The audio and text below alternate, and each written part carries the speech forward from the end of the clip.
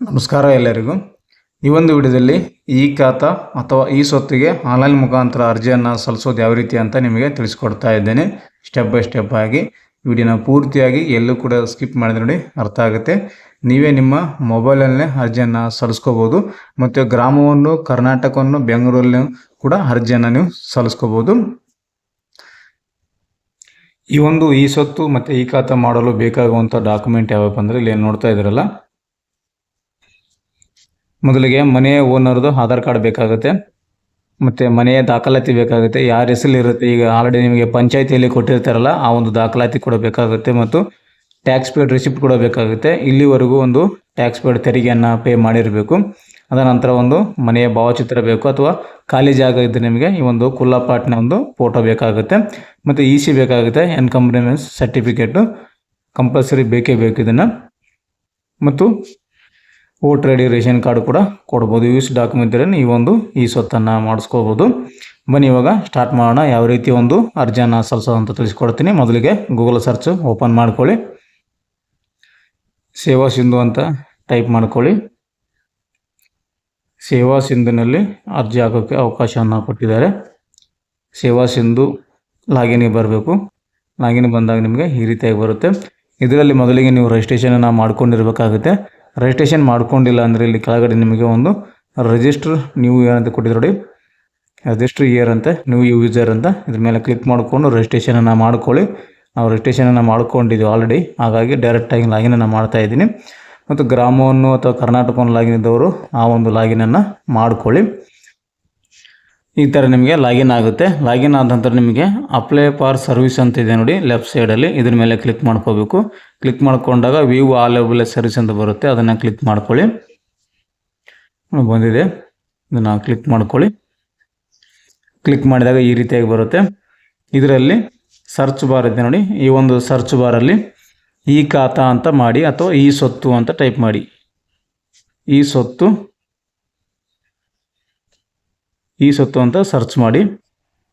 ಈ ಸ್ವತ್ತು ಅಂತ ಸರ್ಚ್ ಮಾಡಿದಾಗ ನಿಮಗೆ ಈ ರೀತಿಯಾಗಿ ಬರುತ್ತೆ. ಪೇಮೆಂಟ್ ಫಾರ್ ಈ ಸ್ವತ್ತು ಸರ್ವಿಸ್ ಅಂತ ಇದೆ ನೋಡಿ, ಇದ್ರ ಮೇಲೆ ಕ್ಲಿಕ್ ಮಾಡಿ. ಕ್ಲಿಕ್ ಮಾಡಿದಾಗ ನಿಮಗೆ ಈ ರೀತಿಯಾಗಿ ಬರುತ್ತೆ. Rural development and panchayat Raj ಇಲಾಖೆ ವತಿಯಿಂದ ಬಂದಿರುವಂಥದ್ದು ಇದು. ಪೇಮೆಂಟ್ ಫಾರ್ ಈ ಸ್ವತ್ತು ಸರ್ವಿಸ್ ಅಂತಿದೆ. ಕ್ಲಿಕ್ ಹಿಯರ್ ಟು ಈ ಸ್ವತ್ತು ಸರ್ವಿಸ್ ಅಂತಿದೆ ನೋಡಿ, ಇದ್ರ ಮೇಲೆ ಕ್ಲಿಕ್ ಮಾಡಿ. ಕ್ಲಿಕ್ ಮಾಡಿದರೆ ನಿಮಗೆ ಈ ಒಂದು ಗ್ರಾಮೀಣಾಭಿವೃದ್ಧಿ ಮತ್ತು ಪಂಚಾಯತ್ ರಾಜ್ ಇಲಾಖೆಗೆ ಈ ಸ್ವತ್ತು ವೆಬ್ಸೈಟ್ಗೆ ಬರುತ್ತೆ. ಇದರಲ್ಲಿ ನಿಮಗೆ ಆಪ್ಷನ್ ಕೇಳ್ತಾ ಇದೆ ನೋಡಿ, ಸಿಟಿಜನ್ ಲಾಗಿನ್. ನೀವು ಗ್ರಾಮವನ್ನು, ಕರ್ನಾಟಕವನ್ನು ಏನು ನಿಮ್ಮ ಹತ್ರ ಇಲ್ಲ ಅಂದರೆ ನೀವು ಈ ಸಿಟಿಜನ್ ಲಾಗಿನ್ ಮುಖಾಂತರನೇ ಎಂಟ್ರಿ ಮಾಡ್ಬೋದು.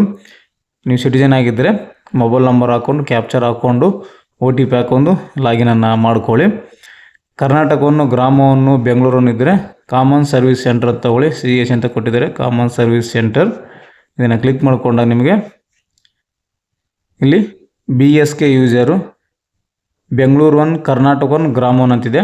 ಇದರಲ್ಲಿ ಯಾವುದನ್ನು ಒಂದನ್ನು ಆಯ್ಕೆ ಮಾಡ್ಕೊಳ್ಳಿ. ನಿಮ್ಮ ಲಾಗಿನ್ ಯಾವುದಿದೆ ಅದನ್ನು ತಗೊಳ್ಳಿ.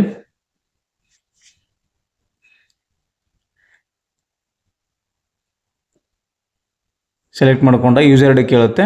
ಈ ಒಂದು ಯೂಸರ್ ID ನಿಮ್ಮ ಒಂದು ಗ್ರಾಮವನ್ನು ಅಥವಾ ಕರ್ನಾಟಕವನ್ನು ಏನು ಲಾಗಿನ್ ಇರುತ್ತಲ್ಲ ಆ ಒಂದು ಲಾಗಿನ್ನ ಒಂದು OPR ID ಅಂತ ಇರುತ್ತೆ, OPR ID.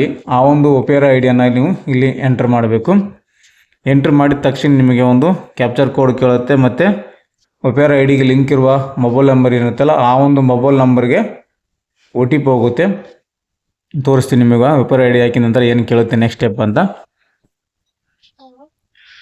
ನೋಡಿ. ಇಲ್ಲಿ OPR ID ನಂಬರ್ ಹಾಕಿದೆ. ಹಾಕಿದ ತಕ್ಷಣ ಇಲ್ಲಿ ನಿಮಗೆ ಮೊಬೈಲ್ ನಂಬರ್ ಶೋ ಆಗ್ತಾ ಇದೆ. ನೀವು ಯಾವ ನಂಬರ್ ಕೊಟ್ಟಿರ್ತೀರ ನಿಮ್ಮೊಂದು ಕರ್ನಾಟಕ 1, ಗ್ರಾಮ 1ಗೆ ಆ ಒಂದು ನಂಬರ್ ಶೋ ಆಗುತ್ತೆ. ಮತ್ತು ಕೆಳಗಡೆ ಒಂದು ಕ್ಯಾಪ್ಚರ್ ಕೋಡ್ ಕಾಣ್ತಾ ಇದೆ. ಈ ಒಂದು ಕ್ಯಾಪ್ಚರ್ ಕೋಡನ್ನು ಕೆಳಗಡೆ ಎಂಟ್ರ್ ಮಾಡಬೇಕು.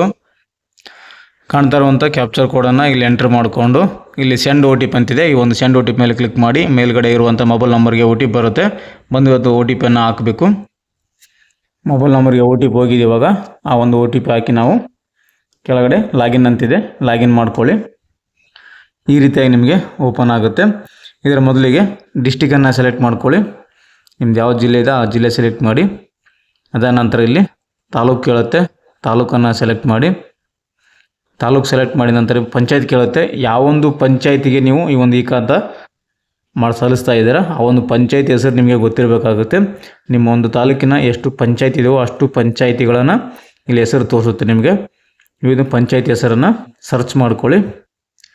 ನೋಡಿ, ಎಷ್ಟು ಪಂಚಾಯತಿ ಇದೆಯೋ ಅಷ್ಟು ಹೆಸರು ಇಲ್ಲಿ ತೋರಿಸುತ್ತೆ.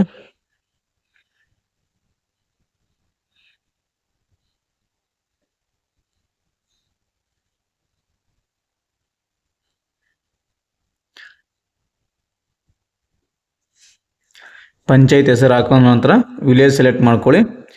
ಯಾವೊಂದು ವಿಲೇಜ್ ಇದೆ ಆ ಒಂದು ವಿಲೇಜನ್ನು ಸೆಲೆಕ್ಟ್ ಮಾಡ್ಕೊಳ್ಳಿ. ಮಾಡಿದ ನಂತರ ಇಲ್ಲಿ ಸರ್ಚ್ ಅಂತ ಇನ್ನೊಂದು ಆಪ್ಷನ್ ಇದೆ.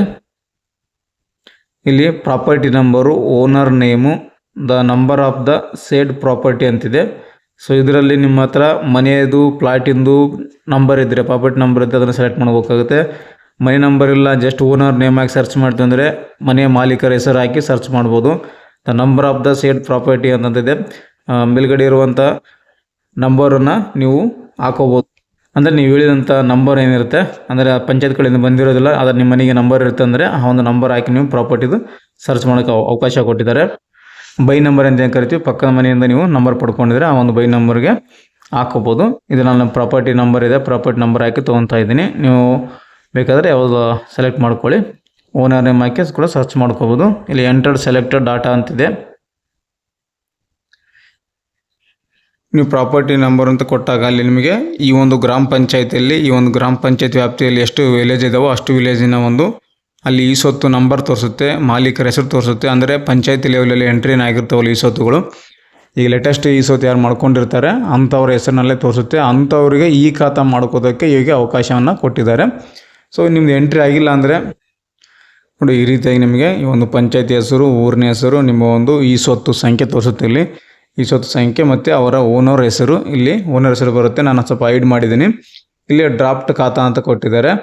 ಮತ್ತು ಇಲ್ಲಿ ಕ್ಲಿಕ್ ಹಿಯರ್ ಟು ಈ ಖಾತಾ ಫೈನಲ್ ಸಬ್ಮಿಟ್ ಅಂತ ಆಪ್ಷನ್ ಇದೆ. ಇಲ್ಲಿ ನಿಮ್ಮ ಒಂದು ಪಂಚಾಯತ್ ಲೆವೆಲಲ್ಲಿ ನಿಮ್ಮ ಒಂದು ಹೆಸರು ತೋರಿಸ್ಬೇಕು. ಪ್ರಾಪರ್ಟಿ ನಂಬರ್ ಹಾಕಿದ್ರೆ ಪ್ರಾಪರ್ಟಿ ನಂಬರ್ ತೋರಿಸುತ್ತೆ. ಮೇಲ್ಗಡೆ ಓನರ್ ನೇಮ್ ಅಂತ ಹಾಕಿದ್ರಲ್ಲ, ಓನರ್ ನೆಬ್ಬರೇ ಓನರ್ ನೇಮ್ ತೋರಿಸುತ್ತೆ. ಅಲ್ಲಿ ನಿಮ್ಮೊಂದು ಹೆಸರು ಬಂದಿರಬೇಕು. ಆ ಒಂದು ಗ್ರಾಮ ಪಂಚಾಯತಿ, ಆ ಒಂದು ಗ್ರಾಮದಲ್ಲಿ ನಿಮ್ಮ ಹೆಸರು ಇಲ್ಲಿ ಬಂದಿರಬೇಕು. ಅಂದಾಗ ಮಾತ್ರ ನೀವು ಈ ಖಾತಾಕ್ಕೆ ಅರ್ಜಿ ಸಲ್ಲಿಸೋಕ್ಕೆ ಅವಕಾಶ ಇರುತ್ತೆ. ಇಲ್ಲೊಂದು ಆಪ್ಷನ್ ಇದೆ ನೋಡಿ, ಸಬ್ಮಿಟ್ ಇನ್ಫಾರ್ಮೇಷನ್ ಫಾರ್ ಫೈನಲ್ ಈ ಖಾತಾ ಫಾರ್ ಕರೆಕ್ಷನ್ ಈ ಖಾತಾ ಅಂತ ಕೊಟ್ಟಿದ್ದಾರೆ. ನೀವು ಫೈನಲ್ ಆಗಿ ಈ ಖಾತಾ ಮಾಡಿಸೋದಕ್ಕೆ ಇಲ್ಲಿ ನಿಮಗೆ ಎಲಿಜಿಬಲ್ ಇದ್ದರೆ ಇಲ್ಲಿ ನಿಮ್ಮ ಹೆಸರು ಬಂದಿರಬೇಕು. ಅದರ ಕೆಳಗಡೆ ನಿಮಗೆ ಅಲ್ಲಿ ಕ್ಲಿಕ್ ಮಾಡೋಕ್ಕೆ ಅವಕಾಶ ಇದೆ, ತೋರಿಸ್ತೀನಿ ನಿಮಗೆ. ನೋಡಿ, ಇಲ್ಲಿ ಕೊಟ್ಟಿದ್ದಾರೆ ಬಿಲ್ಡಿಂಗು, ಓಪನ್ ಪ್ಲಾಟ್ ಇದ್ದರೆ ಓಪನ್ ಪ್ಲಾಟ್ ಅಂತ ಬರುತ್ತೆ. ಇಲ್ಲಿ ಡ್ರಾಫ್ಟ್ ಖಾತಾ, ಇಲ್ಲಿ ಕರೆಕ್ಷನ್ ಈ ಖಾತಾ ಅಂತಿದೆ ನೋಡಿ. ಇಲ್ಲಿ ನೀವು ಫೈನಲ್ ಆಗಿ ಈ ಖಾತಾ ತೊಗೋಬೇಕಂದ್ರೆ ಇಲ್ಲಿ ಕ್ಲಿಕ್ ಹಿಯರ್ ಅಂತಿದೆ ನೋಡಿ. ಈ ಒಂದು ಕ್ಲಿಕ್ ಹಿಯರ್ ಮೇಲೆ ಕ್ಲಿಕ್ ಮಾಡ್ಕೋಬೇಕು. ಆ ಒಂದು ಊರಿನ ಎಲ್ಲ ಒಂದು ಹೆಸರುಗಳು ಇಲ್ಲಿ ಬರ್ತವೆ. ನಿಮಗೆ ಇದರಲ್ಲಿ ಫಸ್ಟ್ ಪೇಜಲ್ಲಿ ಬಂದಿಲ್ಲ ಅಂದರೆ ನಿಮಗೆ ಇಲ್ಲಿ ನೋಡಿ 1ರಿಂದ 10, 15, 20, 30 ಪೇಜ್ವರೆಗೂ ನಿಮಗೆ ಲಿಸ್ಟ್ ಇರುತ್ತೆ. ಆ ಒಂದು ಮನೆ ಮಾಲೀಕರ ಹೆಸರು ಅಥವಾ ಆ ಒಂದು ಈ ಸೊತ್ತು ಸಂಖ್ಯೆ ಇರುತ್ತೆ ಮತ್ತು ಮನೆ ಮಾಲೀಕರ ಹೆಸರು ಕೂಡ ಇರುತ್ತೆ. ಅದನ್ನು ಪೇಜ್ 1, ಪೇಜ್ 2ನಲ್ಲಿ ಸರ್ಚ್ ಮಾಡ್ಕೊಳ್ಳಿ. ನಿಮ್ಮ ಹೆಸರು ಬರೋವರೆಗೂ ನೋಡ್ಕೊಳ್ಳಿ. ಬಂದ ನಂತರ ನಿಮಗೆ ಕ್ಲಿಕ್ ಹಿಯರ್ ಟು ಅಂತಿದೆ ನೋಡಿ, ಸಬ್ಮಿಟ್ ಫೈನಲ್ ಸಬ್ಮಿಟ್ ಫಾರ್ ಈ ಖಾತಾ ಕ್ಲಿಕ್ ಹಿಯರ್ ಅಂತ ಅದ ಮೇಲೆ ಕ್ಲಿಕ್ ಮಾಡ್ಕೊಳ್ಳಿ. ಕ್ಲಿಕ್ ಹಿಯರ್ ಅಂತ ಮಾಡ್ಕೊಂಡಾಗ ನಿಮಗೆ ಈ ರೀತಿಯಾಗಿ ಓಪನ್ ಆಗುತ್ತೆ. ಪಂಚಾಯತ್ ಹೆಸರು, ಗ್ರಾಮದ ಹೆಸರು, ನಿಮ್ಮ ಒಂದು ಪ್ರಾಪರ್ಟಿ ಸಂಖ್ಯೆ, ಬಿಲ್ಡಿಂಗ್ ಓಪನ್ ಪ್ಲಾಟ್ ಅಂತ ತೋರಿಸುತ್ತೆ. ಬಿಲ್ಡಪ್ ಏರಿಯಾ ಎಷ್ಟಿದೆ ಅಷ್ಟು ತೋರಿಸುತ್ತೆ. ಇಲ್ಲಿ ಸೈಟ್ ಏರಿಯಾ ಮತ್ತು ಅಸೆಸ್ಮೆಂಟ್ ನಂಬರ್ ಕೂಡ ತೋರಿಸುತ್ತೆ. ಸರಿಯಾಗಿದೆ ಅಂತ ನೋಡಿಕೊಂಡು ಕೆಳಗಡೆ ಸ್ಕ್ರಾಲ್ ಮಾಡಿ. ಕೆಳಗಡೆ ನಿಮಗೆ ಈ ರೀತಿ ತೋರಿಸುತ್ತೆ. ಪ್ರಾಪರ್ಟಿ ಕ್ಲಾಸಿಫಿಕೇಷನು, ಗ್ರಾಮ ಠಾಣ 11A, properties granted under housing scheme for housing corporation, housing board of the government ಅಂತ ಕೊಟ್ಟಿದ್ದಾರೆ. ನಿಮ್ಮ ಒಂದು ಮನೆ ಗ್ರಾಮದಲ್ಲಿರುವಂಥ ಮನೆ ಗ್ರಾಮ ಠಾಣದಲ್ಲಿ ಇರುವಂಥದ್ದಾಗಿದ್ದರೆ 11A ಅಂತ ಬರುತ್ತೆ ನಿಮಗೆ. ಇಲ್ಲ ನಿಮಗೆ ಗೌರ್ಮೆಂಟ್ ಕಡೆಯಿಂದ ಮನೆ ಆಗಿದೆ, ಸ್ಕೀಮ್ ಕಡೆಯಿಂದ ನಿಮ್ಮ ಇಂದಿರಾ ಗಾಂಧಿ ಮನೆ ಅಥವಾ ವಾಜಪೇಯಿ ಮನೆ, ಅಂಬೇಡ್ಕರ್ ವಸತಿ ಯೋಜನೆ ಮನೆ ಆಗಿದ್ದರೆ ಇದನ್ನು ನೀವು ಸೆಲೆಕ್ಟನ್ನು ಮಾಡ್ಕೋಬೇಕಾಗುತ್ತೆ. ಮತ್ತು urban development authority layout approval in local planning area, local planning authority layout approval outside local planning ಅಂತಿದೆ. ಸೊ ಇದರಲ್ಲಿ ನಿಮಗೆ ಯಾವುದು ಅನ್ವಯಿಸುತ್ತೋ ಅದನ್ನು ಮಾತ್ರ ನೀವು ಸೆಲೆಕ್ಟನ್ನು ಮಾಡಬೇಕು. ಇಲ್ಲಿ ಹಲವಾರು ಕೊಟ್ಟಿದ್ದಾರೆ. ಸೊ ನಿಮ್ಮ ಒಂದು ಮನೆ ಗ್ರಾಮ ಠಾಣದಲ್ಲಿ ಸ್ವಂತ ಜಾಗ ಆಗಿದ್ದರೆ ಗ್ರಾಮ ಠಾಣ ಅಂತ ತೊಗೊಳ್ಳಿ. ಯಾವುದೊಂದು ಸ್ಕೀಮಲ್ಲಿ ಇಂದಿರಾ ಗಾಂಧಿ ಅಥವಾ ಅಂಬೇಡ್ಕರ್ ವಸತಿ ಯೋಜನೆ, ಇನ್ನಿತರ ಬೇರೆ ಬೇರೆ ವಸತಿ ಯೋಜನೆ ಆಗಿದ್ದರೆ ಈ ಒಂದು ಸ್ಕೀಮ್ನಲ್ಲಿ ಅಂತ ಕೊಟ್ಟಿದ್ದಾರೆ. Property granted under housing scheme ಅಂತಿದೆ. ಹೌಸಿಂಗ್ ಸ್ಕೀಮಲ್ಲಿ ಮಾತ್ರ ನೀವು ತೊಗೋಬೇಕಾಗುತ್ತೆ. ಇಲ್ಲಿ ನೋಡಿಕೊಂಡು ನೀವು ಸೆಲೆಕ್ಟ್ ಮಾಡಿಕೊಂಡು KIADBನಲ್ಲಿ ಆಗಿದೆ ಅಥವಾ KSS IDC industrial layout approval ನೋಡಿ ಹಲವಾರು ಕೊಟ್ಟಿದ್ದಾರೆ. ಇದನ್ನು ನೀವು ಸರಿಯಾಗಿ ನೋಡ್ಕೋಬೇಕು, ತಪ್ಪಾಗಿ ಹಾಕೋಬಾರ್ದು. ಯಾಕಂದರೆ ನಿಮ್ಮ ಒಂದು ಮನೆ ಯಾವುದರಲ್ಲಿ ಆಗಿದೆ ಅನ್ನೋದು ನಿಮಗೆ ಗೊತ್ತಿರಬೇಕಾಗುತ್ತೆ. ಆಲ್ಮೋಸ್ಟ್ ಆಲ್ ಆಗಿ ಗ್ರಾಮೀಣ ಭಾಗದಲ್ಲಿ ಇರುವಂಥ ಮನೆಗಳು ಎರಡು ರೀತಿಯಾಗಿರುತ್ತವೆ. ಇಲ್ಲಿ ಗ್ರಾಮ ಠಾಣ ಅಂತಿದೆ ನೋಡಿ, ಗ್ರಾಮದಲ್ಲಿರುವಂಥ ಸ್ವಂತ ಮನೆಗಳು ಗ್ರಾಮ ಠಾಣ 11A ಬರುತ್ತೆ ನಿಮಗೆ. ಆಲ್ಮೋಸ್ಟ್ ಇದೆ ತೊಗೊಳ್ಳಿ. ಇಲ್ಲ ನಿಮ್ಮದು ಮನೆ ಇಂದಿರಾ ಗಾಂಧಿ ಅಥವಾ ವಾಜಪೇಯಿಯಲ್ಲಿ ಅಥವಾ ಡಾಕ್ಟರ್ BR ಅಂಬೇಡ್ಕರ್ ವಸತಿ ಯೋಜನೆಯಲ್ಲಿ ಅದನ್ನೊಂದು ಸ್ಕೀಮಿನಾಗ ಗೌರ್ಮೆಂಟ್ ಮನೆ ಮಾಡ್ಕೊಂಡಿದ್ರೆ ಮಾತ್ರ ನೀವು ಇದನ್ನು ತೊಗೋಬೇಕಾಗುತ್ತೆ. ನೀವು ಇವೆರಡರಲ್ಲಿ ಒಂದನ್ನು ನೀವು ಸೆಲೆಕ್ಟ್ ಮಾಡ್ಕೊಳ್ಳಿ. ಸೆಲೆಕ್ಟ್ ಮಾಡ್ಕೊಂಡ ನಂತರ ಈ ರೀತಿಯಾಗಿ ಬರುತ್ತೆ. ಪ್ರಾಪರ್ಟಿ ಟೈಪು ಇಲ್ಲಿ ಸೆಲೆಕ್ಟ್ ಮಾಡ್ಕೊಳ್ಳಿ. ನಿವೇಶನ, ಕಟ್ಟಡ, ಭೂ ಪರಿವರ್ತಿತ ಜಮೀನು ಅಂತಿದೆ. 3 ರೀತಿಯಾಗಿ ಕೇಳ್ತಾ ಇದೆ. ಈ ಒಂದು ನೀವು ಈ ಖಾತಾ ಮಾಡ್ಕೊಂಡಿರುವಂಥ ಜಾಗ, ಮನೆ ಏನಿದೆಯಲ್ಲ ಅದನ್ನು ನೀವು ನಿವೇಶನ ಖಾಲಿ ಇದ್ದರೆ ಖಾಲಿ ನಿವೇಶನ ತೊಗೋಬೇಕು. ಕಟ್ಟಡ ಬಿಲ್ಡಿಂಗ್ ಇದ್ದರೆ ಬಿಲ್ಡಿಂಗ್ ಅಂತ ತೊಗೊಳ್ಳಿ. ಭೂ ಪರಿವರ್ತಿತ ಜಮೀನು ಅಂದರೆ NA ಮಾಡೋದಕ್ಕೆ ಕೊಟ್ಟಿರುವಂಥ ಜಮೀನು ಅಂತ ಆಗುತ್ತೆ, NA ಲ್ಯಾಂಡ್ ಅಂತ. ಇಷ್ಟರಲ್ಲಿ ಅದನ್ನೊಂದನ್ನು ಸೆಲೆಕ್ಟ್ ಮಾಡ್ಕೊಳ್ಳಿ. ನಮ್ಮದು ಬಿಲ್ಡಿಂಗ್ ಇದೆ, ಅದು ಬಿಲ್ಡಿಂಗ್ ಅಂತ ತೊಗೊತಾ ಇದ್ದೀನಿ. ಪ್ರಾಪರ್ಟಿ ಕ್ಯಾಟಗರಿ ಆಯ್ಕೆ ಮಾಡ್ಕೊಳ್ಳಿ. ಪ್ರಾಪರ್ಟಿ ವಸತಿ ನೋಡಿ, ವಸತಿ, ವಾಣಿಜ್ಯ, ಕೈಗಾರಿಕಾ, ಬಹು ಮಾಲೀಕತ್ವ ಕಟ್ಟಡ. ನಿಮ್ಮದು ಮನೆ ಇದ್ದರೆ ವಸತಿ ಅಂತ ತೊಗೊಳ್ಳಿ. ವಾಣಿಜ್ಯ ಅಂದರೆ ಕಮರ್ಷಿಯಲ್ ವ್ಯಾಪಾರ ಉದ್ದೇಶಕ್ಕಾಗಿರುವಂಥ ಶಟರ್ ಅಂಗಡಿಗಳಾಗಿದ್ದರೆ ವಾಣಿಜ್ಯ ಅಂತ ತೊಗೊಳ್ಳಿ. ಕೈಗಾರಿಕೆ ಅಂದರೆ ದೊಡ್ಡ ದೊಡ್ಡ ಕಾರ್ಖಾನೆ ಅಥವಾ ಏನೋ ಫ್ಯಾಕ್ಟ್ರಿ ಅಥವಾ ಏನಿದ್ರೆ ಸಣ್ಣ ಪುಟ್ಟ ಒಂದು ಕೈಗಾರಿಕಾ ಸ್ಥಳಗಳು ಬಿಸ್ನೆಸ್ ಮಾಡುವ ಏರಿಯಾ ಆಗಿ ದೊಡ್ಡದಾಗಿದ್ದರೆ, ಗೋಡೌನ್ ಥರ ಆಗಿದ್ದರೆ ಅಥವಾ ಗೋಡೌನಲ್ಲಿ ಏನೋ ಬಿಸ್ನೆಸ್ ಆಗ್ತಾ ಇದ್ದರೆ ಅಂಥದ್ದಾಗಿದ್ದರೆ ಕೈಗಾರಿಕೆ ಅಂತ ತೊಗೊಳ್ಳಿ. ಅಥವಾ ಬಹು ಮಾಲೀಕತ್ವ ಅಂದರೆ 2-3 ಮಾಲೀಕತ್ವರು ಇರುವಂಥ ಒಂದು ಮನೆ ಅಥವಾ ಕಟ್ಟಡ ಅಥವಾ ಶಟರ್ ಅಂಗಡಿಗಳಾಗಿದ್ದರೆ ಬಹು ಮಾಲೀಕತ್ವ ಕಟ್ಟಡ ಅಂತ ತೊಗೋಬೇಕಾಗತ್ತೆ.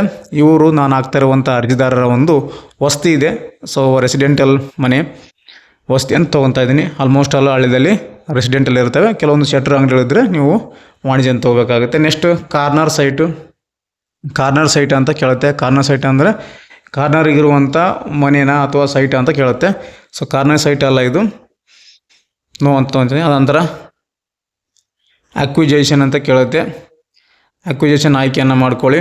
ಇಲ್ಲಿ ನಿಮಗೆ ಈ ಒಂದು ಆಸ್ತಿ ಪಿತ್ರಾರ್ಜಿತ ಆಸ್ತಿನ ನಿಮ್ಮ ತಾತ ಮುತ್ತಾತನಿಂದ ಬಂದಿರುವಂಥ ಆಸ್ತಿನ ಅಂತ ಕೇಳುತ್ತೆ. ಆಸ್ತಿ ವಿಭಜನೆ ಆಗಿರುವ ನಿಮ್ಮ ತಂದೆಯಿಂದ ನಿಮಗೆ ಬಂದಿದೆ ಅಂತ ಕೇಳುತ್ತೆ. ತಂದೆಯಿಂದ ಹೆಂಡ್ತಿಗೆ ಬಂದಿರುವಂಥದ್ದು ಈ ರೀತಿಯಾಗಿ ಕೇಳ್ತಾ ಇದೆ. ಆಸ್ತಿ ವಿಭಜನೆ ಆಗಿದೆ ಅಥವಾ ಗಿಫ್ಟ್ ಡೀಡ್ ಯಾರಾದ್ರು ಗಿಫ್ಟ್ ಆಗಿ ಕೊಟ್ಟಿದ್ದಾರೆ ಅದು ಕೇಳ್ತಾ ಇದೆ.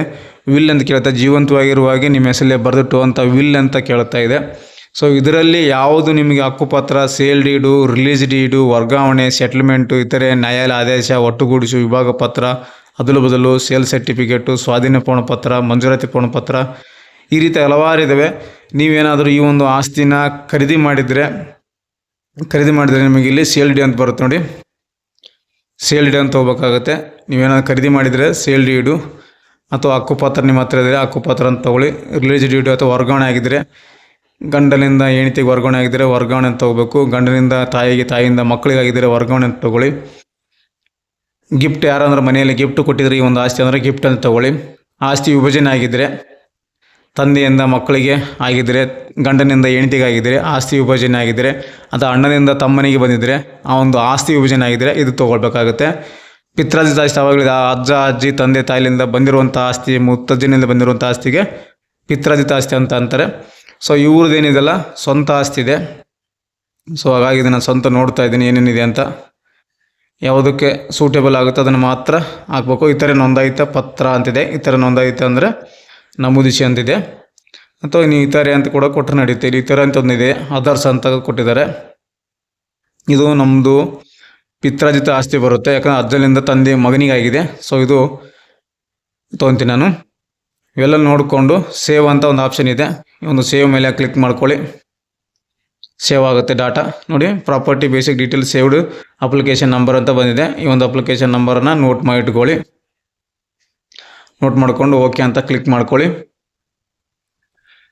ಸೇವ್ ಅಂತ ಕೊಟ್ಟ ನಂತರ ಈ ರೀತಿಯಾಗಿ ಬರುತ್ತೆ. ಇದರಲ್ಲಿ ಏನಾದರೂ ಎಡಿಟ್ ಮಾಡಬೇಕು ಮತ್ತು ಏನಾದ್ರು ತಪ್ಪಾಯಿತು ಅಂದರೆ ನೀವು ಎಡಿಟ್ ಆಪ್ಷನ್ ಕೂಡ ಕೊಟ್ಟಿದ್ದಾರೆ. ಎಡಿಟ್ ಏನಂತ ಕ್ಲಿಕ್ ಮಾಡಿಕೊಂಡು, ಅಥವಾ ಇಲ್ಲಿ ಏನಾದ್ರು ನೀವು ಪಿತ್ರ ಜಾಸ್ತಿ ಸ್ಟೇಲ್ ಡೀಡು ಏನಾದ್ರು ಬೇರೆ ಮಾಡ್ಬೇಕಂದ್ರೆ ತೊಗೋಬೋದು. ಕಟ್ಟಡ, ಮಸೂತಿ, ನೀವು ಏನಾದ್ರು ಬೇಕೋ ಎಡಿಟನ್ನು ಮಾಡ್ಕೋಬೋದು ತಪ್ಪಾಗಿದ್ದರೆ. ಏನು ತಪ್ಪಾಗಿಲ್ಲ ಅಂದರೆ ಕೆಳಗಡೆ ಸ್ಕ್ರಾಲ್ ಡೌನ್ ಮಾಡಿ. ಸ್ಕ್ರಾಲ್ ಡೌನ್ ಮಾಡಿದಾಗ ನಿಮಗೆ ಈ ರೀತಿ ಬರುತ್ತೆ. ಈ ಒಂದು ಅಪ್ಲಿಕೇಶನ್ ನಂಬರು, ಪಂಚಾಯತ್ ಹೆಸರು, village name, assessment number, property ID ಅಂದರೆ ಇಷ್ಟೊತ್ತು ನಂಬರ್ ಇರುತ್ತೆ. ಕಟ್ಟಡ ಇಲ್ಲಿ property registration deed data has per the Kaveri application ಅಂತ ಬಂದಿದೆ. ಈ property registration happened after 1/4/2004 then enter the registration number ಅಂತಿದೆ. ನಿಮ್ಮ ಒಂದು ಆಸ್ತಿ 1/4/2004 ನಂತರ ನಿಮಗೆ ಏನಾದರೂ ರಿಜಿಸ್ಟ್ರೇಷನ್ ಆಗಿದ್ದರೆ ಅದರ ಒಂದು ರಿಜಿಸ್ಟ್ರೇಷನ್ ನಂಬರನ್ನು ಹಾಕಿ ಅಂತ ಕೇಳ್ತಾ ಇದೆ. 2004 ನಂತರ ನೀವೇನಾದ್ರು ಖರೀದಿ ಮಾಡಿದರೆ ಆ ಒಂದು ಸಬ್ ರಿಜಿಸ್ಟ್ರ್ ಆಫೀಸ್ನಲ್ಲಿ ಏನಾದರೂ ನಿಮಗೆ ಡಾಕ್ಯುಮೆಂಟ್ ಇದ್ದರೆ ಖರೀದಿ ಮಾಡಿದರೆ ಅದು ತೊಗೊಂಡಿದ್ದರೆ ಅಲ್ಲಿ ನಿಮ್ಮ ರಿಜಿಸ್ಟ್ರೇಷನ್ ನಂಬರ್ ಇರುತ್ತೆ. ಆ ಒಂದು ರಿಜಿಸ್ಟ್ರೇಷನ್ ನಂಬರ್ನ ಹಾಕಬೇಕಾಗುತ್ತೆ. ಇಲ್ಲಿ ಎಸ್ ಅಂತ ಒಂದು ಆಪ್ಷನ್ ಇದೆ. ಸಬ್ ರಿಜಿಸ್ಟ್ರ್ ಆಫೀಸ್ನಲ್ಲಿ ರಿಜಿಸ್ಟ್ರೇಷನ್ ಮಾಡಿಕೊಂಡು ನೀವೇನಾದರೂ ಖರೀದಿ ಮಾಡಿದ್ದ ಆಸ್ತಿ ಆಗಿದ್ದರೆ ಇಲ್ಲಿ ಎಸ್ ಅಂತ ಒಂದು ಆ ಒಂದು ರಿಜಿಸ್ಟ್ರೇಷನ್ ನಂಬರನ್ನು ನೀವು ಹಾಕಬೇಕಾಗುತ್ತೆ. ರಿಜಿಸ್ಟ್ರೇಷನ್ ನಂಬರನ್ನ ಕೇಳ್ತಾ ಇದೆ. ಸೊ ಇಲ್ಲಿ ರಿಜಿಸ್ಟ್ರೇಷನ್ ನಂಬರನ್ನ ಹಾಕ್ಕೊಳ್ಳಿ. ಗೆಟ್ ಪ್ರಾಪರ್ಟಿ ರಿಜಿಸ್ಟ್ರೇಷನ್ ಡಾಕ್ಯುಮೆಂಟ್ ಅಂತಿದೆ. ನೀವು ರಿಜಿಸ್ಟ್ರೇಷನ್ ನಂಬರ್ ಹಾಕ್ಕೊಂಡ್ರೆ ಆ ರಿಜಿಸ್ಟ್ರೇಷನ್ ನಂಬರು ಇಯರು ಯಾವ ಒಂದು ಇಯರಿಗೆ ಆಗಿದೆ ಒಂದು ರಿಜಿಸ್ಟ್ರೇಷನ್ ಅನ್ನೋದಲ್ಲಿ ನಿಮಗೆ ಸಬ್ ರಿಜಿಸ್ಟ್ರ್ ಕೊಡ್ತಾರೆ ಡಾಕ್ಯುಮೆಂಟಲ್ಲಿ ಇರುತ್ತೆ. ಅದು ಹಾಕ್ಕೊಂಡು ಗೆಟ್ ಪ್ರಾಪರ್ಟಿ ರಿಜಿಸ್ಟ್ರೇಷನ್ ತೊಗೊಳಿದ್ರೆ ನಿಮಗೆ ಅಲ್ಲಿ ನಿಮಗೆ ಓಪನ್ ಆಗುತ್ತೆ. ನಿಮಗೆ ವ್ಯೂ ಕೂಡ ಮಾಡ್ಬೋದು. ವ್ಯೂ ಸ್ಯಾಂಪಲ್ ಅಂತಿದೆ ನೋಡಿ. ಈ ರೀತಿಯಾಗಿ ಡಾಕ್ಯುಮೆಂಟ್ ಇರ್ತವೆ ನೀವು ಸಬ್ ರಿಜಿಸ್ಟ್ರು, ಅದನ್ನು ವ್ಯೂ ಕೂಡ ಮಾಡ್ಬೋದು. ಸೇವ್ ಡೀಡ್, ಇಲ್ಲಿ ನಿಮಗೆ ಸಬ್ ರಿಜಿಸ್ಟ್ರೇಷನ್ ಆಗಿಲ್ಲ ಅಂದರೆ ಜಸ್ಟ್ ನೀವು ಮನೆಯ ಪಿತ್ರಾರ್ಜಿತ ಆಸ್ತಿ ಆಗಿದ್ದರೆ ಅಥವಾ ಅಲ್ಲೇ ನಿಮಗೆ ಊರಲ್ಲಿ ಏನಾದರೂ ಸ್ಟಾಂಪ್ ಮುಖಾಂತರ ಹಣದ ಮುಖಾಂತರ ಖರೀದಿ ಮಾಡಿದರೆ ಸಬ್ ರಿಜಿಸ್ಟ್ರ್ ಆಗಿಲ್ಲ ಅಂದರೆ ಇಲ್ಲಿ ನೋ ಅಂತ ಕ್ಲಿಕ್ ಮಾಡ್ಕೊಳ್ಳಿ. ನೋ ಅಂತ ಕ್ಲಿಕ್ ಮಾಡ್ಕೊಂಡ ಮತ್ತು ಡಾಕ್ಯುಮೆಂಟ್ ಟೈಪ್ ಕೇಳುತ್ತೆ. ಡಾಕ್ಯುಮೆಂಟ್ ಟೈಪ್ ನೋಡಿ, ಸೇಲ್ ಡೀಡು, ಸ್ವತ್ತಿನ ಕಾರ್ಡು, ಪಿತ್ರಾರ್ಜಿತ ಆಸ್ತಿ ವಿಭಜನೆ, ಗಿಫ್ಟು, ವಿಲ್ಲು, ಹಕ್ಕುಪತ್ರ, ರಿಲೀಸ್ ಡೀಡು, ವರ್ಗಾವಣೆ, ಸೆಟ್ಲ್ಮೆಂಟು, ನ್ಯಾಯವ ಈ ರೀತಿಯಾಗಿ ಬರುತ್ತೆ ನಿಮಗೆ. ಇದರಲ್ಲಿ ಇತರೆ ನೋಂದಾಯಿತ ಪತ್ರ ಅಂದರೆ ಸ್ಟಾಂಪ್ ಪೇಪರ್ ಮ್ಯಾಗ ನೀವು ಪಡ್ಕೊಂಡಾಗಿದ್ದರೆ ಇತರೆ ನೋಂದಾಯಿತ ಪತ್ರ ಅಂತ ತಗೊಳ್ಳಿ. ಇದು ಪಿತ್ರಾರ್ಜಿತ ಆಸ್ತಿ ಇದೆ ನಮ್ಮದು, ಹಂಗಾಗಿ ತೊಗೊತಾ ಇದ್ದೀನಿ. ಡಾಕ್ಯುಮೆಂಟ್ ಡೇಟ್ ಕೇಳ್ತಾ ಇದೆ. ಡಾಕ್ಯುಮೆಂಟ್ ಡೇಟ್ ಇಲ್ಲ. ಸೊ ಡಾಕ್ಯುಮೆಂಟ್ ಡೇಟ್ ಕೇಳ್ತಾ ಇದೆ. ಡಾಕ್ಯುಮೆಂಟ್ ಡೇಟ್ ಹಾಕ್ಬೇಕಂತ ಯಾವುದನ್ನ ಒಂದು ಹಾಕೊಂಬಿಡಿ. ಯಾಕಂದರೆ ಪಿತ್ರಾರ್ಜಿತ ಆಸ್ತಿ ಇದೆ. ಸೊ ಇದು ಅಜ್ಜನಿಂದ ಮಗನಿಗೆ ಹಿಂಗೆ ಬಂದಿರುವಂಥದ್ದು. ಸೊ ಒಂದು ಡೇಟನ್ನು ನಾನು ಹಾಕ್ಕೊತೀನಿ. ಸೊ ನಿಮ್ದು ಏನಾದರೂ ಇದ್ದರೆ ಅದನ್ನು ಹಾಕ್ಕೊಳ್ಳಿ. ಸೊ ಒಂದು ಡೇಟನ್ನು ಹಾಕ್ಕೊಂಡಿದ್ದೀನಿ. ಡೇಟ್ ಹಾಕ್ಕೊಂಡು ಅಂತ ಡಾಕ್ಯುಮೆಂಟ್ ನಂಬರ್ ಕೇಳುತ್ತೆ. ಆಲ್ರೆಡಿ ಇವತ್ತು ನಿಮಗೆ ಈ ಸೊತ್ತು ಪಂಚಾಯತಿಯಲ್ಲಿ ಕೊಟ್ಟಿರ್ತಾರೆ. ಆ ಒಂದು ಈ ಸೊತ್ತು ನಂಬರ್ನ ಇಲ್ಲಿ ಹಾಕೊಂಬಿಡಿ, ಡಾಕ್ಯುಮೆಂಟ್ ನಂಬರು. ಅಥವಾ ನಿಮಗೆ ಖರೀದಿ ಮಾಡಿದ ಜಾಗ ಇತ್ತಪ್ಪ ಅಂದರೆ ಆ ಒಂದು ಡೇಟಿಗೆ ಖರೀದಿ ಮಾಡಿರ್ತೀರ ಮತ್ತು ಆ ಒಂದು ಡಾಕ್ಯುಮೆಂಟ್ ನಂಬರ್ ಇರುತ್ತಲ್ಲ ಸಬ್ ರಿಜಿಸ್ಟ್ರ್ ಆಫೀಸ್ನಲ್ಲಿ ಕೊಟ್ಟಿರುವಂಥದ್ದು ಅಥವಾ ಸ್ಟಾಂಪಲ್ಲಿ ತೊಗೊಂಡಿರುವಂಥದ್ದು ಆ ಒಂದು ಸರ್ಟಿಫಿಕೇಟ್ ನಂಬರು, ಡಾಕ್ಯುಮೆಂಟ್ ನಂಬರನ್ನು ನೀವು ಇಲ್ಲಿ ಹಾಕಬೇಕಾಗುತ್ತೆ. ಸೊ ನಂದಿದು ನಮ್ಮ ಒಂದು ರಿಲೇಟಿವ್ನಲ್ಲಿರುವಂಥ ಪಿತ್ರಾರ್ಜಿತ ಆಸ್ತಿಯನ್ನು ಆಗ್ತಾಯಿದ್ದೀನಿ ನಾನು ಆನ್ಲೈನು. ಸೊ ಹಾಗಾಗಿ ಇದನ್ನು ಡಾಕ್ಯುಮೆಂಟ್ ನಂಬರ್ ಇದೆ, ಅವರ ಈ ಸೊತ್ತು ನಂಬರ್ ಇದೆ, ಆ ಒಂದು ಈ ಸೊತ್ತು ನಂಬರ್ನೇ ಇಲ್ಲಿ ಹಾಕ್ತಾಯಿದ್ದೀನಿ. ಹಾಕಿ ಅದನ್ನು ಅಪ್ಲೋಡ್ ಕೂಡ ಮಾಡಬೇಕು. ನೋಡಿ ಅಪ್ಲೋಡ್ ಡಾಕ್ಯುಮೆಂಟ್ ಅಂತಿದೆ. ಚೂಸ್ ಫೈಲ್ ಮಾಡ್ಕೊಳ್ಳಿ. ಸೆಲೆಕ್ಟ್ ಮಾಡ್ಕೊಂಡು ಓನ್ಲಿ PDF ಅಪ್ಲೋಡ್ ಅಂತ ಕೊಟ್ಟಿದ್ದಾರೆ. ಮ್ಯಾಕ್ಸಿಮಮ್ ಸೈಜ್ ಆಫ್ 5 MB ಅಂತ ಕೊಟ್ಟಿದ್ದಾರೆ. 5 MB ಒಳಗೆ ಇರುವಂತೆ PDF ಸ್ಕ್ಯಾನ್ ಮಾಡ್ಕೊಂಡು ಅಪ್ಲೋಡನ್ನು ಮಾಡ್ಕೊಳ್ಳಿ. ಅಪ್ಲೋಡ್ ಮಾಡ್ಕೊಂಡ ನಂತರ ಸೇವ್ ಅಂತಿದೆ, ಒಂದು ಸೇವ್ ಬಟನ್ ಮೇಲೆ ಕ್ಲಿಕ್ ಮಾಡ್ಕೊಂಡು ಪ್ರೊಸೀಡ್ ಅಂತಿದೆ, ಒಂದು ಪ್ರೊಸೀಡ್ ಬಟನ್ ಮೇಲೆ ಕ್ಲಿಕ್ ಮಾಡಿ. ಸೇವ್ ಅಂತ ಕೊಟ್ಟ ನಂತರ ಡಾಟಾ ಸೇವ್ಡ್ ಸಕ್ಸಸ್ಫುಲ್ ಅಂತ ಬರುತ್ತೆ ನೋಡಿ, ಈ ರೀತಿಯಾಗಿ ಬರುತ್ತೆ. ನಂತರ ಪ್ರೊಸೀಡ್ ನೆಕ್ಸ್ಟ್ ಅಂತ ಕ್ಲಿಕ್ ಮಾಡಿ ಮತ್ತು ನೆಕ್ಸ್ಟ್ ಸ್ಟೆಪ್ಪಿಗೆ ಹೋಗುತ್ತೆ. ನೆಕ್ಸ್ಟ್ ಸ್ಟೆಪ್ ಮತ್ತು ನಿಮಗೆ ಇಲ್ಲಿ enter area in square metre ಅಂತಿದೆ. ನಿಮ್ಮ ಒಂದು ಬಿಲ್ಡಿಂಗು ಅಥವಾ ಮನೆ ಏನಿದೆಯಲ್ಲ ಅದು ಎಷ್ಟು ಸ್ಕ್ವೇರ್ ಮೀಟರ್ನಲ್ಲಿದೆ ಅದನ್ನು ನೀವು ಇಲ್ಲಿ ಹಾಕಬೇಕಾಗುತ್ತೆ. ಸ್ಕ್ವೇರ್ ಫೀಟು ಸ್ಕ್ವೇರ್ ಮೀಟರ್ನಲ್ಲಿ ಇರುತ್ತೆ. ಸೊ ಇಲ್ಲಿ ಸ್ಕ್ವೇರ್ ಮೀಟರ್ ಅಂತ ಕೇಳ್ತಾ ಇದೆ. ಸೊ ಮೀಟರ್ನಲ್ಲಿ ಹಾಕಬೇಕಾಗುತ್ತೆ. ಅನಂತರ ಎಂಟರ್ ಏರಿಯಾ ಸ್ಕ್ವೇರ್ ಮೀಟರ್ ಅಂತ ಕೇಳ್ತಾ ಇದೆ. ಸ್ಕ್ವೇರ್ ಫೀಟ್ ನೋಡಿ, ಫಸ್ಟು ಸ್ಕ್ವೇರ್ ಮೀಟರ್ ಕೇಳ್ತಾ ಇದೆ, ಆಮೇಲೆ ಸ್ಕ್ವೇರ್ ಮೀಟರ್ ಅಂತ ಇದೆ. ಸೊ ಎಷ್ಟು ಸ್ಕ್ವೇರ್ ಮೀಟರ್ ಇದೆ ನಿಮಗೆ ಗೊತ್ತಿರಬೇಕು. ಗೊತ್ತಿಲ್ಲ ಅಂದರೆ ಮನೆಯವರನ್ನ ಕೇಳ್ಕೊಂಡು ಹಾಕ್ಕೊಳ್ಳಿ.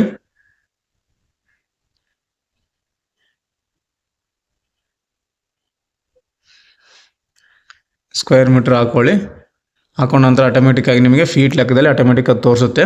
ನೀವು ಎಷ್ಟು ಸ್ಕ್ವೇರ್ ಮೀಟರ್ ಹಾಕ್ತೀರಾ ಅದು ಸ್ಕ್ವೇರ್ ಫೀಟಲ್ಲಿ ಆಟೋಮೆಟಿಕ್ ಆಗಿದ್ದು ಈ ರೀತಿಯಾಗಿ ಬರುತ್ತೆ. ಬಂದ ನಂತರ ಮತ್ತೆ ಪ್ರೊಸೀಡ್ ಅಂತ ಕ್ಲಿಕ್ ಮಾಡಿ. ಪ್ರೊಸೀಡ್ ನೆಕ್ಸ್ಟ್ ಅಂತ ನೆಕ್ಸ್ಟ್ ಟೈಪಿಗೆ ಹೋಗುತ್ತೆ ನೋಡಿ. ಏರಿಯಾ ಸೇವ್ಡ್ ಸಕ್ಸಸ್ಫುಲ್ ಅಂತ ಬಂದಿದೆ. ಓಕೆ ಅಂತ ಕ್ಲಿಕ್ ಮಾಡಿ. ನೆಕ್ಸ್ಟ್ ನೋಡಿ ನಿಮಗೆ ಈ ರೀತಿ ಬಂದಿದೆ. Property owner details Aadhaar EKYC shall be carried out for every owner mentioned in the sale registered are those who have inherited property. If the name of the any owner is missing same shall be added. EKYC completed such as cases will be referred to the jurisdiction PDO for approval ಅಂತ ಕೊಟ್ಟಿದ್ದಾರೆ. ಕಂಪಲ್ಸರಿಯಾಗಿ ಒಂದು Aadhaar EKYC ಮಾಡೋದಿರುತ್ತೆ ಅಂತ ಕೊಟ್ಟಿದ್ದಾರೆ. Aadhaar EKYC ಆಗಿಲ್ಲ ಅಂದರೆ ನಿಮಗೆ PDOಗೆ ಕಳಿಸಲಾಗುತ್ತೆ ಅಪ್ರೂವಲ್ಗೆ ಅಂತ ಕೊಟ್ಟಿದ್ದಾರೆ. ಸೊ ಕಂಪಲ್ಸರಿ ಆಧಾರ್ EKYC ಮಾಡಲೇಬೇಕು. ಯಾವುದೇ ಮಾಲೀಕರ ಒಂದು ಹೆಸರು ಕಾಣೆ ಮಿಸ್ಸಿಂಗ್ ಆಗಿದೆ ಅದನ್ನು ಸೇರಿಸಲಾಗುತ್ತೆ ಅಂತೆ ಮತ್ತು EKYC ಮಾಡೋದು ಕಡ್ಡಾಯ ಅಂತ ಕೊಟ್ಟಿದ್ದಾರೆ. ನೋಡಿಕೊಂಡು ಮತ್ತೆ ಕೆಳಗಡೆ ಸ್ಕ್ರೋಲ್ ಡೌನ್ ಮಾಡಿ. ಇಲ್ಲಿ ನಿಮಗೆ ಪ್ರಾಪರ್ಟಿ ಓನರ್ ನೇಮ್ ತೋರಿಸುತ್ತೆ. Name of the confirmation edit ನೋಡಿ, ಪ್ಲೇಷನ್ name, address, status not done ಅಂತ ಬಂದಿದೆ. ಓನರ್ ಸ್ಟೇಟಸ್ಸು ನಾಟ್ ಡನ್ ಅಂತ ಬಂದಿದೆ. ಇದನ್ನು ಇಲ್ಲಿ ಸೆಲೆಕ್ಟ್ ಮಾಡ್ಕೊಳ್ಳಿ. ಇಲ್ಲಿ ನಿಮಗೆ ನೇಮ್ ಕರೆಕ್ಷನ್ ಕೇಳ್ತಾ ಇದೆ, ಇದನ್ನು ಸೆಲೆಕ್ಟ್ ಮಾಡ್ಕೊಳ್ಳಿ.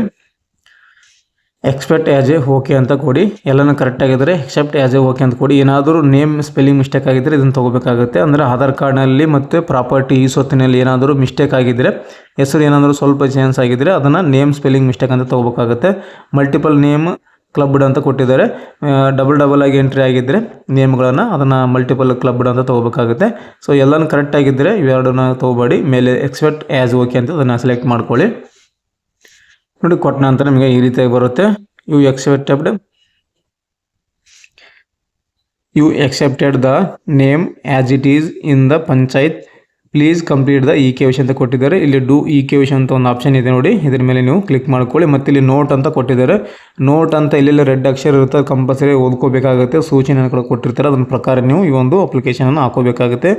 Do you want to add new owner which is not in your Panchatantra data ಅಂತಿದೆ. ಪಂಚತಂತ್ರ ಡಾಟಾದಲ್ಲಿ ನಿಮ್ಮ ಹೆಸರು ಇದಿಲ್ಲ, ಹೊಸದಾಗಿ ಜಂಟಿ ಇಡಬೇಕಾಗುತ್ತೆ. ಮಕ್ಕಳಿಗೆ ಮತ್ತು ತಂದೆಗೆ ತಾಯಿಗೆ ಏನಾದರೂ ಜಂಟಿ ಕೊಡಬೇಕಂದ್ರೆ ಇಲ್ಲಿ ನಿಮಗೆ ಸೇರಿಸ್ಬೇಕು. If you owner are added using the option below, the application shall be treated has mutation. The final khata will be issued only after completion of 7 day objection period followed by mutation approval and ಅಂತ ಕೊಟ್ಟಿದ್ದಾರೆ. ನಿಮ್ಮ ಹೆಸರು ಸೇರಿಸ್ಬೇಕಂದ್ರೆ ಸೇರಿಸಿದ ಮೇಲೆ ನಿಮಗೆ ಖಾತಾ ಕೊಡೋಕ್ಕಿಂತ ಮುಂಚೆ 7 ದಿನ ನಿಮಗೆ ಅಬ್ಜೆಕ್ಷನ್ ಮಾಡೋಕ್ಕೆ ಅವಕಾಶ ಇರುತ್ತೆ. ಯಾರಾದ್ರೂ ಹೆಸರು ಸೇರಿಸಿದರೆ ಅಥವಾ ನಿಮ್ಮ ಒಂದು ಮನೆಯ ತಕರಾರಲ್ಲಿದ್ದರೆ ಯಾರಾದ್ರೂ ಹೆಸರು ಹೊಸದಾಗಿ ಸೇರಿಸಿದ್ರು ಅಂದರೆ ನಿಮಗೆ 7 ದಿನಕ್ಕೆ ಅವಕಾಶ ಕೊಟ್ಟಿರ್ತಾರೆ. ಈ ಒಂದು ಲಾಗಿನ್ ಮಾಡಿಕೊಂಡು ಅಲ್ಲಿ ಅಬ್ಜೆಕ್ಷನ್ ಒಂದು ಆಪ್ಷನ್ ಇದೆ. ನೆಕ್ಸ್ಟ್ ವಿಡಿಯೋದಲ್ಲಿ ಈ ಒಂದು ಖಾತಾ ಮಾಡುವಾಗ ಯಾರದನ್ನ ಹೆಸರು ಫೋರ್ಜರಿಯಾಗಿ ಒತ್ತಾಯಪೂರ್ವಕವಾಗಿ ಅಥವಾ ಏನೋ ಒಂದು ಮಿಸ್ಟೇಕ್ಲಿಂದ ಸೇರಿಸಿದ್ರು ಅದಕ್ಕೆ ಅಬ್ಜೆಕ್ಷನ್ ಕೊಡಬೇಕು. ಆ ಒಂದು ಖಾತಾನ ಆಗಬಾರ್ದು ಅಂದರೆ ಆ ಒಂದು ಖಾತಾಕ್ಕೆ ಆಗ್ಲಾರ್ದಂಗೆ ಈಗ ಅಬ್ಜೆಕ್ಷನ್ನ ಮಾಡೋದು ಯಾವ ರೀತಿ ಅಂತ ನೆಕ್ಸ್ಟ್ ವಿಡಿಯೋದಲ್ಲಿ ನಿಮಗೆ ತಿಳಿಸ್ಕೊಡ್ತೀನಿ. ಜಸ್ಟ್ ಇವಾಗ ಡೂ KYC ಅಂತ ಕ್ಲಿಕ್ ಮಾಡಿ ಆಧಾರ್ ಕಾರ್ಡ್ ಹಾಕಿ KYCನ ಮಾಡ್ಕೊಳ್ಳಿ. ಅದ ನಂತರ ಮತ್ತೆ ಕೆಳಗಡೆ ಹ್ಯಾಡ್ ನ್ಯೂ ಓನರ್ ಅಂತಿದೆ. ಇನ್ನೊಬ್ರದ್ದು ಹೆಸರು ನೀವು ಸೇರಿಸ್ಬೇಕಂದ್ರೆ ನಿಮಗೆ ಇಲ್ಲಿ ನೋಡಿ ಹ್ಯಾಡ್ ನ್ಯೂ ಓನರ್ ಅಂತ ಕೊಟ್ಟಿದ್ದಾರೆ. ಇಲ್ಲಿ ಎಸ್ ಅಂತ ಕೊಟ್ಟರೆ ನಿಮಗೆ ಯಾರ್ದು ಹೆಸರು ನೀವು ಸೇರಿಸ್ಬೇಕು ಅಂದ್ಕೊಂಡ್ರೆ ಅವ್ರ ಹೆಸರನ್ನು ನೀವು ಸೇರಿಸ್ಕೋಬೋದು.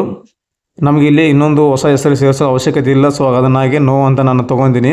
ಸೊ ನೀವೇನೋ ಸೇರಿಸ್ಬೇಕಂದ್ರೆ ಎಸ್ ಅಂತ ಕ್ಲಿಕ್ ಮಾಡ್ಕೊಳ್ಳಿ. ಸೊ KYC ಆದ ನಂತರ ಮತ್ತೆ ನಿಮಗೆ ಪ್ರೊಸೀಡ್ ನೆಕ್ಸ್ಟ್ ಅಂತಿದೆ. ಈ ಒಂದು ಪ್ರೊಸೀಡ್ ನೆಕ್ಸ್ಟ್ ಮೇಲೆ ಕ್ಲಿಕ್ ಮಾಡ್ಕೊಳ್ಳಿ. KYC completed owners to be added in khata ಅಂತಿದೆ. ಯಾರ ಹೆಸರು ಓನರ್ದಿದೆ ಅದನ್ನು ಖಾತೆಯಲ್ಲಿ ಸೇರಿಸಲಾಗುತ್ತೆ. ಖಾತಾ ಆಗೋಕ್ಕಿಂತ ಮುಂಚೆ ನಿಮಗೆ 7 ದಿನ ಅವಕಾಶ ಇರುತ್ತೆ. ಡೈರೆಕ್ಟಾಗಿ ಖಾತಾ ಆಗೋದಿಲ್ಲ. 7 ದಿನ ಅಬ್ಜೆಕ್ಷನ್ ಕೊಡ್ತಾರೆ. ಗ್ರಾಮದಲ್ಲಿ ಯಾರಾದರೂ ಅಬ್ಜೆಕ್ಷನ್ ಮಾಡೋರಿದ್ರೆ ಮಾಡ್ಬೋದು. ಈ ಲಾಗಿನ್ ಮಾಡಿಕೊಂಡು ಖಾತಾ ಆಗಲಾರ್ದಂಗೆ ನೀವು ಅಬ್ಜೆಕ್ಷನ್ ಮಾಡ್ಬೋದು. ರೀಸನ್ ಇರಬೇಕಾಗುತ್ತೆ, ವ್ಯಾಲಿಡ್ ರೀಸನ್ನು ಅಂದಾಗ ಮಾತ್ರ ನೀವು ಅಬ್ಜೆಕ್ಷನ್ ಕೊಡಬೇಕಾಗುತ್ತೆ. ಅದು PDOಗೆ ಅಬ್ಜೆಕ್ಷನ್ ಲೆಟರ್ ಹೋಗುತ್ತೆ, ಅಲ್ಲಿ ನಿಮಗೆ ತಡೆ ಹಿಡಿಯಲಾಗುತ್ತೆ. ಸೊ ಏನು ಅಬ್ಜೆಕ್ಷನ್ ಇಲ್ಲ ಅಂದರೆ ಆಟೋಮೆಟಿಕ್ಕಾಗಿ 7 ದಿನ ನಂತರ ನಿಮಗೆ ಖಾತಾ ಸಿಗುತ್ತೆ ಆನ್ಲೈನಲ್ಲಿ. ಖಾತಾನ ಡೌನ್ಲೋಡ್ ಮಾಡೋದು ಯಾವ ರೀತಿ ಅಂತ ಮತ್ತೊಂದು ವಿಡಿಯೋದಲ್ಲಿ ಕಳಿಸಿಕೊಡ್ತೀನಿ. ಆಲ್ರೆಡಿ ಇವಾಗ 20 ರಿಂದ 25 ನಿಮಿಷ ವಿಡಿಯೋ ಆಗಿದೆ, ತುಂಬ ದೊಡ್ಡದಾಗಿದೆ. ಸೊ ಹಾಗಾಗಿ ನೆಕ್ಸ್ಟ್ ವಿಡಿಯೋದಲ್ಲಿ ಖಾತಾ ಡೌನ್ಲೋಡ್ ಮಾಡೋದು ಯಾವ ರೀತಿ, ಖಾತಾವನ್ನು ಅಬ್ಜೆಕ್ಷನ್ ಮಾಡೋದು ಯಾವ ರೀತಿ ಅಂತ ತಿಳಿಸ್ಕೊಡ್ತೀನಿ. ನಾನು ಇವಾಗ KYCಯನ್ನು ಮಾಡಿದ್ದೀನಿ. KYC ಮಾಡಿದ ಮೇಲೆ ನಿಮ್ಮ ಆಧಾರ್ ಕಾರ್ಡಲ್ಲಿ ಹೆಸರು, ತಂದೆ ಹೆಸರು, ವಿಳಾಸ, ಡೇಟ್ ಆಫ್ ಬರ್ತು ಮತ್ತು ನಿಮ್ಮ ಒಂದು ಫೋಟೋ ಎಲ್ಲ ಕೂಡ ಇಲ್ಲಿ ಶೋ ಆಗುತ್ತೆ. ಶೋ ಆದ ನಂತರ ಮತ್ತು ಇದರಲ್ಲಿ ಮೊಬೈಲ್ ನಂಬರ್ ಕೇಳುತ್ತೆ ನಿಮಗೆ. KYC ಆದ ನಂತರ ಮೊಬೈಲ್ ನಂಬರ್ ಆ್ಯಡ್ ಮಾಡೋಕ್ಕೆ ಕೇಳುತ್ತೆ. ಸೊ ಮೊಬೈಲ್ ನಂಬರ್ ಆ್ಯಡ್ ಮಾಡಿಕೊಂಡು ಸೆಂಡ್ OTP ಮೇಲೆ ಕ್ಲಿಕ್ ಮಾಡ್ಕೊಳ್ಳಿ. OTP ಬರುತ್ತೆ. ಮತ್ತೆ ಒಂದು ಸಲ ನೀವು ಯಾವ ನಂಬರ್ ಕೊಡ್ತೀರ ಆ ನಂಬರ್ಗೆ OTP ಬರುತ್ತೆ. ಆ ಒಂದು OTP ಹಾಕಿ ನೀವು ಸಬ್ಮಿಟನ್ನು ಮಾಡ್ಕೊಳ್ಳಿ. ಸೊ ಮೊಬೈಲ್ ನಂಬರ್ ಹಾಕಿ ನಾನು ಸಬ್ಮಿಟ್ ಮಾಡಿದ ನಂತರ ಸರ್ವರು ಸ್ವಲ್ಪ ಸ್ಲೋ ಇದೆ. ಸೊ ಲೋಡಿಂಗ್ ತೊಗೊತಾನೆ ಇದೆ, ನೆಕ್ಸ್ಟ್ ಸ್ಟೆಪ್ಗೆ ಹೋಗ್ತಾ ಇಲ್ಲ. ಸೊ ಈ ವಿಡಿಯೋನ ಇಲ್ಲಿಗೆ ಕೊನೆ ಮಾಡ್ತಾ ಇದ್ದೀನಿ. ಮತ್ತು ನೆಕ್ಸ್ಟ್ ವಿಡಿಯೋದಲ್ಲಿ ಮತ್ತೊಂದು ಸಲ ನಿಮಗೆ ನೆಕ್ಸ್ಟ್ ಸ್ಟೆಪ್ಪಲ್ಲಿ ಏನು ಬರುತ್ತೆ, ಪೇಮೆಂಟ್ ಯಾವ ರೀತಿ ಮಾಡಬೇಕು, ಇದಕ್ಕೆ ಪೇಮೆಂಟ್ ಇರುತ್ತೆ. 45 ರೂಪಾಯಿ ಆನ್ಲೈನ್ ಪೇಮೆಂಟ್ ಇದೆ. 45 ರೂಪಾಯಿ ಆನ್ಲೈನ್ ಪೇಮೆಂಟು ಪ್ಲಸ್ ಪ್ರತಿ ಒಂದು ಸ್ಕ್ಯಾನ್ ಕಾಪಿಗೆ 5 ರೂಪಾಯಿ ಸ್ಕ್ಯಾನಿಂಗ್ ಫೀಸ್ ಇದೆ. ಸೊ ಅದನ್ನು ನಿಮಗೆ ಆ್ಯಡ್ ಆಗ್ತಾ ಹೋಗುತ್ತೆ. 45 ಪ್ಲಸ್ 15 ಅಥವಾ 10 ರೂಪಾಯಿ ಎಷ್ಟೆಷ್ಟಿದೆ ಪೇಜ್ ಇದು ಅಷ್ಟು ನಿಮಗೆ ಆ್ಯಡ್ ಆಗ್ತಾ ಹೋಗುತ್ತೆ. ಒಂದು 100 ರೂಪಾಯಿ ಒಳಗಡೆ ಅಥವಾ 100 ರೂಪಾಯಿ ಹೆಚ್ಚು ಕಮ್ಮಿ ನಿಮಗೆ ಈ ಒಂದು ಆನ್ಲೈನ್ ಪೇಮೆಂಟ್ ಇರುತ್ತೆ. ಸೊ ಅದನ್ನು ಪೇಮೆಂಟ್ ಮಾಡೋದು ನೆಕ್ಸ್ಟ್ ವಿಡಿಯೋದಲ್ಲಿ ತಿಳಿಸ್ಕೊಡ್ತೀನಿ. ಯಾಕಂದರೆ ಇದು ಇಲ್ಲಿಗೆ ನಿಂದಿರ್ತಾ ಇದೆ, ಸೊ ಮುಂದೆ ಹೋಗ್ತಾ ಇಲ್ಲ. ಸೊ ಅದರಿಂದ ನಾನು ಇಲ್ಲಿಗೆ ಸ್ಟಾಪ್ ಮಾಡ್ತಾ ಇದ್ದೀನಿ. ಇಲ್ಲಾಂದರೆ ನಿಮಗೆ ಪೂರ ಕಂಪ್ಲೀಟಾಗಿ ಪೇಮೆಂಟ್ ಮಾಡಿ ಅಪ್ಲಿಕೇಶನ್ ಸಬ್ಮಿಟ್ ಮಾಡೇ ತೋರಿಸ್ತಾ ಇದ್ದೇನೆ. ಯಾಕೆ ಇಷ್ಟೊಂದು ಮಾಡಿದ್ದೀನಿ, ಇನ್ನೊಂದು 2 ನಿಮಿಷ ಬಾಕಿ ಇದೆ ಅಷ್ಟೇ ಪೇಮೆಂಟ್ ಮಾಡೋದು. ಸೊ ಇಲ್ಲಿಗೆ ಅರ್ಧ ನಿಲ್ಲಿಸ್ತಾ ಇದ್ದೀನಿ. ಸೊ ಏನೇ ಕಮೆಂಟ್ ಮಾಡಿ, ಏನೇ ಡೌಟ್ಸ್ ಇದ್ದರೆ, ಏನಾದರೂ ನಿಮಗೆ ಎರರ್ ಬರ್ತಾ ಇದ್ದರೆ ಅಥವಾ ಎಲ್ಲಿಯಾದರೂ ನಿಮ್ಮೊಂದು ಅಪ್ಲಿಕೇಶನ್ ಸ್ಟಕ್ ಆಗಿ ನಿಂತಿದ್ದರೆ, ಏನು ಬರ್ತಾ ಇದೆ ಎರರ್ ಬರ್ತಾ ಇದ್ದರೆ, ಏನೇ ಒಂದು ಕ್ವಶನ್ ಇರಲಿ ನನಗೆ ಕಮೆಂಟ್ ಮಾಡಿ, ನಾನು ತಿಳ್ಕೊಂಡು ನಿಮಗೆ ಸೊಲ್ಯೂಷನ್ ಕೊಡ್ತೀನಿ, ಸಜೆಷನ್ ಮಾಡ್ತೀನಿ. ಒಂದು ಮೊಬೈಲಲ್ಲಿ ಮುಖಾಂತರ ನೀವು ಅರ್ಜಿಯನ್ನು ಸಲ್ಲಿಸ್ಕೋಬೋದು. ಇದಿಷ್ಟು ಈ ಒಂದು ಖಾತಾಕ್ಕೆ ಆನ್ಲೈನ್ ಮುಖಾಂತರ ಯಾವ ರೀತಿ ಒಂದು ಅರ್ಜಿಯನ್ನು ಸಲ್ಲಿಸೋ ಅಂತ ತಿಳಿಸ್ಕೊಟ್ಟಿದ್ದೇನೆ. ಸೊ ಈ ಒಂದು ಮಾಹಿತಿ ನಿಮಗೆ ಉಪಯುಕ್ತ ಆಗಿದೆ ಅಂತ ಅನ್ಕೊಂತೀನಿ. ನೆಕ್ಸ್ಟ್ ವಿಡಿಯೋದಲ್ಲಿ ಮತ್ತೊಂದು ವಿಡಿಯೋದಲ್ಲಿ ನಿಮ್ಮನ್ನು ಭೇಟಿ ಆಗ್ತೀನಿ. ಅಲ್ಲಿವರೆಗೂ ನಮ್ಮ ವಿಡಿಯೋಸನ್ನು ನೋಡ್ತಾ ಇರಿ, ಸಪೋರ್ಟ್ ಮಾಡಿ ಅಂತ ಹೇಳ್ತಾ thank you. Thanks for the watching.